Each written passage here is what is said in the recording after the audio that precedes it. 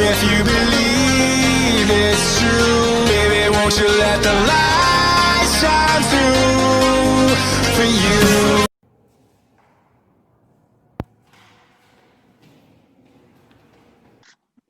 Assalamualaikum warahmatullahi wabarakatuh. Waalaikumsalam warahmatullahi wabarakatuh.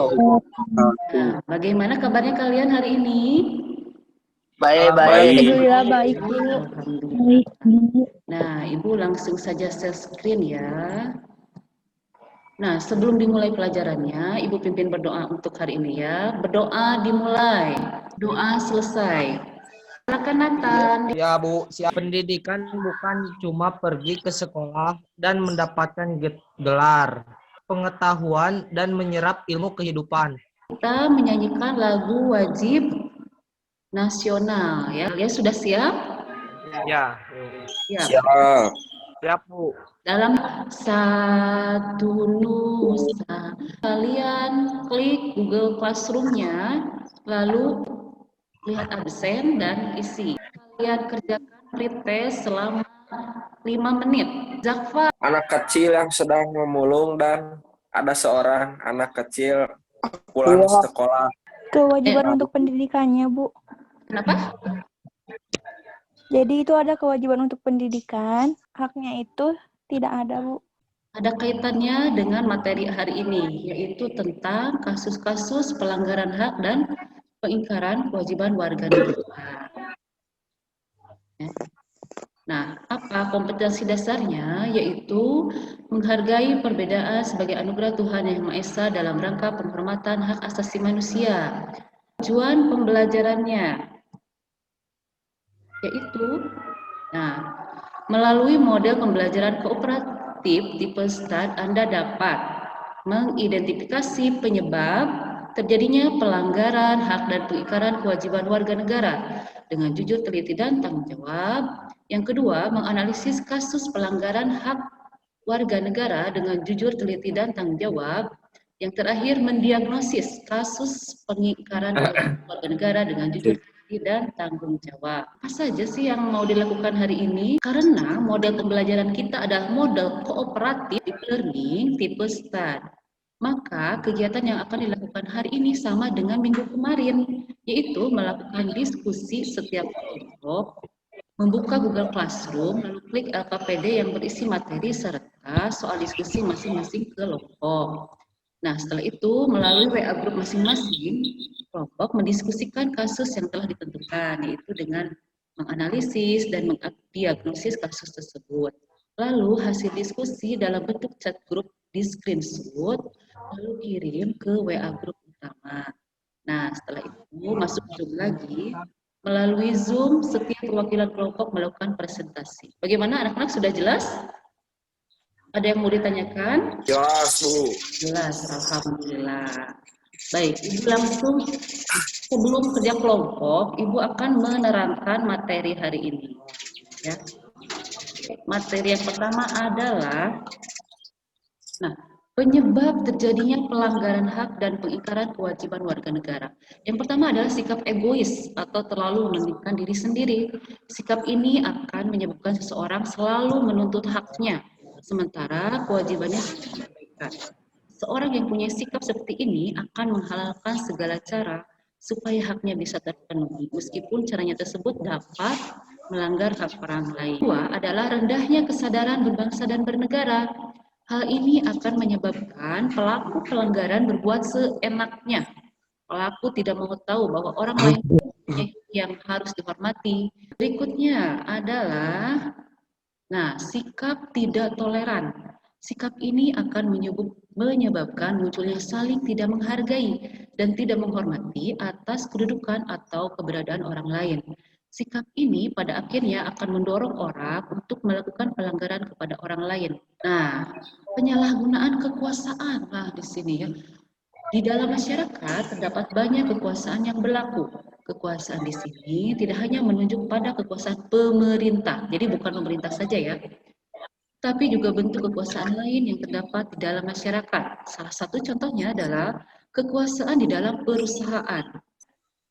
ketidaktegasan aparat penegak hukum. Ya, di sini itu oknum biasanya ya. Tidak semua Polisi. penegak hukum itu melanggar hak dan kewajiban juga ya.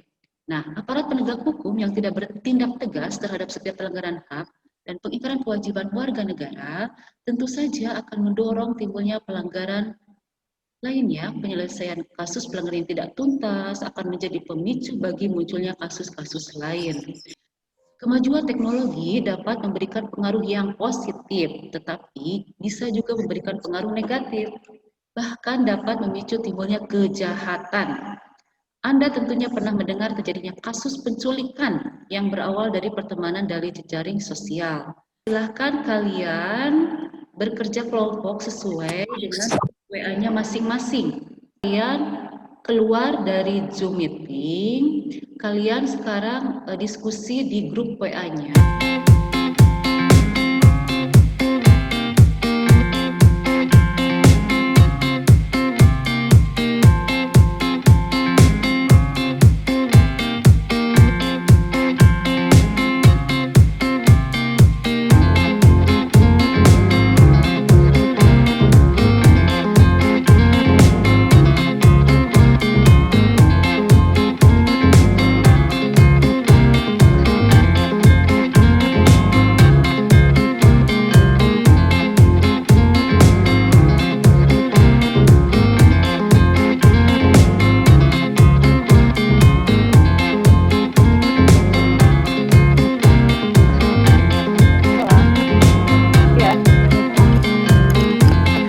Berikutnya yaitu presentasi dari perwakilan setiap kelompok. Kami dari kelompok 1 presentasikan soal kasus Awkarin. Sikap tidak toleran, saling tidak menghargai dan tidak menghormati atas kedudukan atau keberadaan orang lain. Sikap ini pada akhirnya akan mendorong orang untuk melakukan pelanggaran kepada orang lain. Adalah hak yang berkaitan dengan hak cipta yang merupakan hak eksklusif. Menurut kelompok 2, tentang kasus korban salah tangkap polisi, pria yang bernama Tumorang, umurnya 26 tahun, yang dianiaya hingga babak belur dan dilepas karena tidak terbukti bersalah. Jadi main hakim sendiri, Bu. Sebelum tahu detailnya kenapa, oknumnya itu menganggap hak untuk dilakukan secara baik yang terdapat dalam pasal 170 KUHP. Zakfa, kelompok 4, silakan Zakfa. Ya, Bu, yang pertama ada kasusnya itu pengusaha sepatu telah membayar pajak. Faktor penyebabnya itu dikarenakan egois dan mementingkan diri sendiri. Dan termasuk ke dalam pelanggaran kewajiban karena tidak membayar pajak kepada pemerintah. Tersangka telah melanggar Undang-Undang Nomor 16 Tahun 1983. Bagus sekali ya. Nah, terima kasih ya untuk yang sudah presentasi, Ibu apresiat sekali ya. Simpulannya itu kayak kita harus menghargai dan menghormati hak setiap orangnya. Jangan melanggar setiap haknya. Iya, bagus sekali ya. Nah, Ibu akan tambahkan lagi bahwa penyebab terjadinya pelanggaran hak dan pengingkaran kewajiban warga negara terdiri dari sikap egois, rendahnya kesadaran berbangsa dan bernegara, sikap tidak toleran, penyalahgunaan kekuasaan, Bila Anda berbuat sewenang-wenang, siapakah yang dirugikan? Jika demikian, bagaimana keharusannya? Sekali ya. Jadi kalau kita berbuat sewenang-wenang pasti akan merugikan orang lain. Nah, bagaimana ternyata hasil pretest yang tadi itu masih banyak yang di bawah KKM. Ya, KKM kita adalah 75. Yang tadi pretest nilainya 60. Coba Ahmad tadi asalnya nilainya 60, sekarang nilainya meningkat menjadi 100 ya. Alhamdulillah. Temuan minggu depan ya, masih berkaitan dengan hak dan kewajiban. Kalau hari ini kita berbicara tentang kasus, nah, minggu depan kita akan mempelajari tentang penanganan pelanggaran hak dan pengingkaran kewajiban warga negara. Jadi, terima kasih atas kerjasamanya. Ya, Ibu sangat bangga ya dengan kelas 12 TKJ. Sebelum kita mengakhiri pelajaran, mari kita berdoa. Berdoa dimulai, doa selesai. Sampai jumpa minggu depan. Assalamualaikum warahmatullahi wabarakatuh. Terima kasih, Bu. Ya.